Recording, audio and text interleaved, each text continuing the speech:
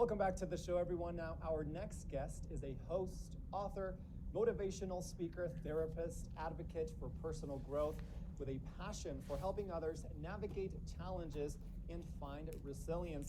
And to share with us a little bit of her work and her insight on these very important topics, joining us this morning is Elise Litwin. I'm very excited to speak with you, Elise. Thank you so much for joining us this morning. How are you doing?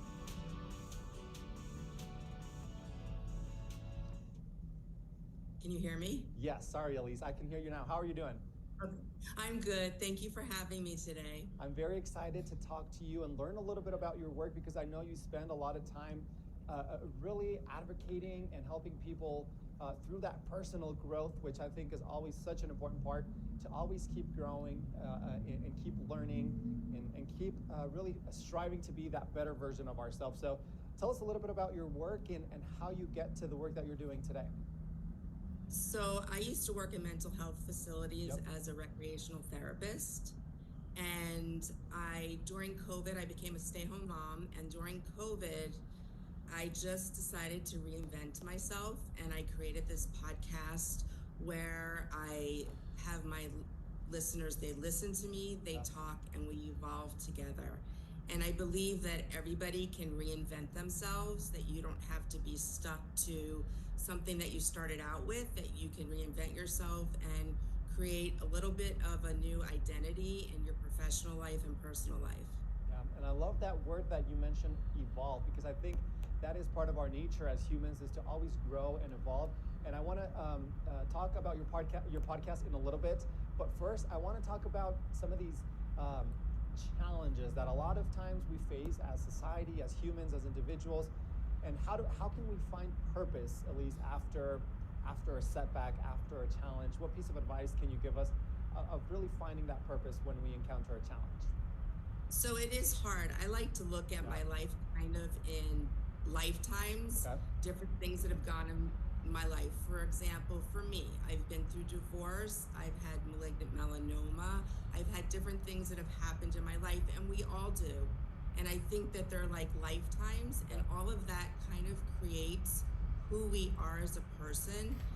And the thing that I like to tell my clients when I've sat in therapy groups and even just with my friends is to sit in a quiet place and to close your eyes for a minute and sit with your younger self. We all have this younger person in us that had dreams and desires, and talk to that younger self and ask them, are you doing really what you've always wanted? Or is there something deep within inside of you that you really want to tap into? Wow, I love that. Taking some time to check in with your younger self, with that inner self, which a lot of the times we don't do, and really seeing what comes out from that. You know, what are you feeling? What are you getting from that? And kind of utilizing that to come back from some of those challenges. We forget about that little person inside of us. We forget about, but they're always there with us. Yes, they are always there. Our inner child, our younger selves. I also know, Elise, that in your work you emphasize vulnerability a lot, you know, and being vulnerable. Why is vulnerability so important, and how does it help foster healing, or how does it help with that healing process? I think to be vulnerable means that you're opening up yourself to new ideas, new thoughts. My podcast is Wide Open Spaces with Elise, and I talk about how we have empty spaces inside of us that we can fill with positive and healthy things. And when we're vulnerable is when we are the most creative, the most open-minded. And so, again, sitting with yourself and identifying, how do I want to evolve? How do I want to grow? We listen, we talk, we evolve, and that's how we move forward through life. I love that aspect of being able to be vulnerable and really being open to some of these things that happen, to some of these changes that happen throughout our life, and again, tapping into that younger version of ourselves, to our inner self. So I definitely will take that piece of vulnerability into account.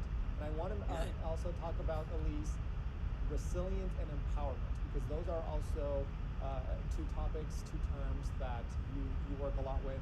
But a lot of times we hear also, what do these two terms mean? What do we mean when we talk about resilience and empowerment?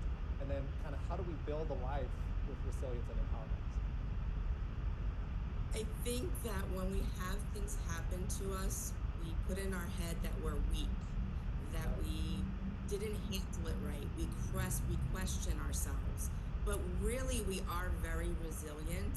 And if you do take that old adage, 1 minute, 1 day at a time, and just look at the picture of what today is in front of you, that internally builds the strength. If you look into the future and you just feel like, oh my God, I can't handle it, because it's overwhelming to look that far. But if you look just in the immediate, right in front of you, it definitely helps to build that resilience. And then you will see and feel internally getting stronger and begin to feel empowered. And I think a lot of us already have that resilience within us. We're much more resilient than we think. But a lot of the times we don't really realize it because, like you said, maybe we're looking out ahead into the future and we're not taking the moment to be in the present moment and really acknowledging how resilient we can be. Exactly. We also have those little voices on our shoulder, the good voice and the bad voice. And sometimes that bad voice is there in our head and it tries to pull us back. But you've really just got to identify coping skills that can just get you through those negative voices. Yeah, absolutely.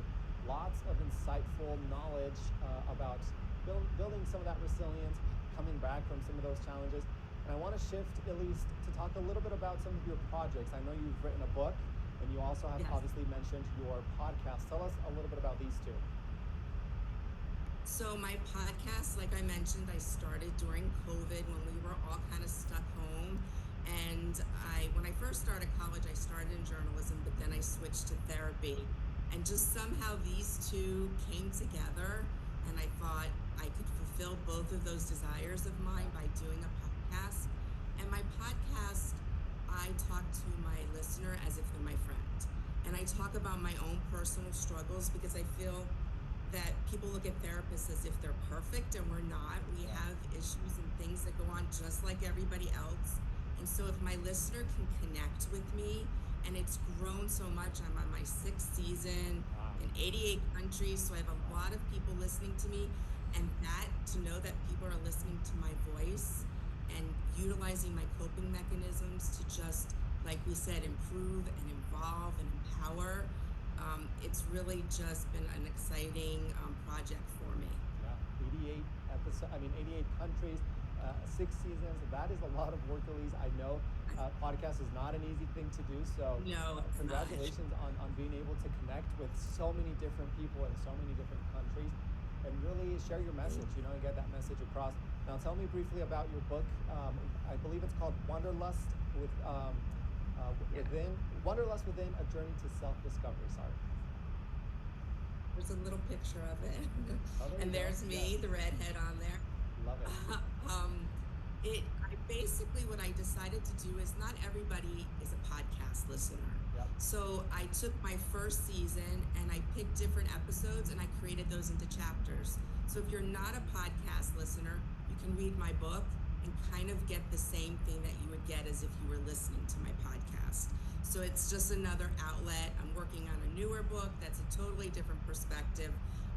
But that's what this book is about, because we all have a wanderlust. It's not just about traveling. Yep. It's about a wanderlust within inside of us, our desires, our hopes, our dreams. And sometimes we don't feel like we have a passion. And by reading this book and getting into your internal self a little bit, you come out of the book finding a passion and finding that you want to have a wanderlust within.